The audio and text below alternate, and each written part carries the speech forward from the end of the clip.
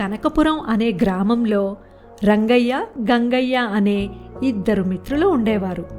గంగయ్య ఒకనాడు రంగయ్య వద్దకు వచ్చి తనకు చాలా అవసరం పడిందని, ఎలాగైనా ఒక 1000 రూపాయలు అప్పు కావాలని అడిగాడు. అప్పుడు రంగయ్య, సరే ఎలాగోలా 1000 రూపాయలు తీసుకొస్తాను, రేపు మన ఊరి చివరలో ఉన్న మర్రి చెట్టు వద్ద కలుద్దాం అని చెప్పాడు.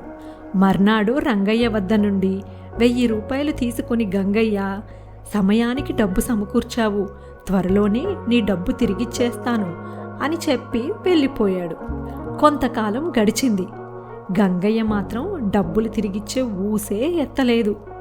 విసిగిపోయిన రంగయ్య చివరికి తన డబ్బు తిరిగివ్వమని గంగయ్యను అడిగాడు. ఏం డబ్బు?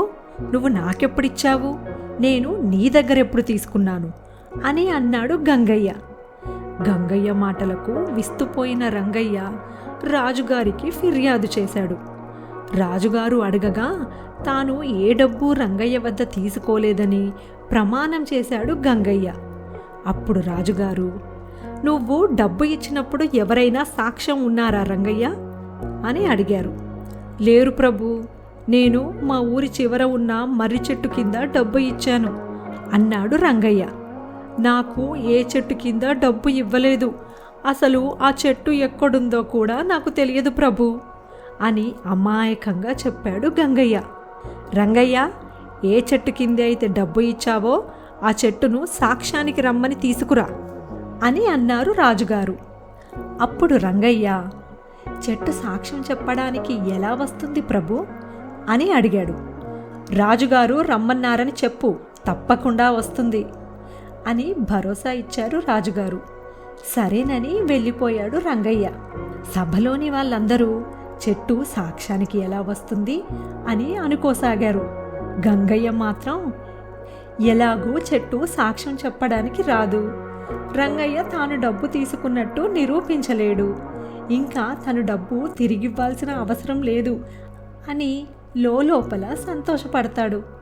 అలా కొద్ది సమయం గడిచిన తరువాత, ఏమిటి రంగయ్య వెళ్ళి ఎంతసేపైనా ఇంకా తిరిగి రాలేదు, ఏం జరిగి ఉంటుంది అని అన్నారు రాజుగారు. అప్పుడు వెంటనే గంగయ్య, ఇప్పుడే ఎలా వస్తాడు ప్రభు, ఆ చెట్టు చాలా దూరంలో ఉంది, వెళ్ళి రావాలంటే చాలా సమయం పడుతుంది అని గబుక్కున అనేశాడు. వెంటనే రాజుగారు, అసలు చెట్టు ఎక్కడుందో తెలియదన్నావు, ఇప్పుడెలా చెట్టు దూరంగా ఉందని చెప్పగలుగుతున్నావు అని అడిగారు. ఏం చెప్పాలో పాలుపోక మౌనంగా ఉండిపోయాడు గంగయ్య. నిజానికి రంగయ్యను ఎక్కడికి పంపలేదు, ఈ ద్వారం పక్కనే నిలబడి ఉన్నాడు. నీ చేత నిజం చెప్పించడానికే ఈ నాటకం ఆడాం మేము. వెంటనే రంగయ్యకు నువ్వు తీసుకున్న 1000 రూపాయలతో పాటు వడ్డీ కూడా కలిపి ఇవ్వు అని తీర్పు చెప్పారు రాజుగారు.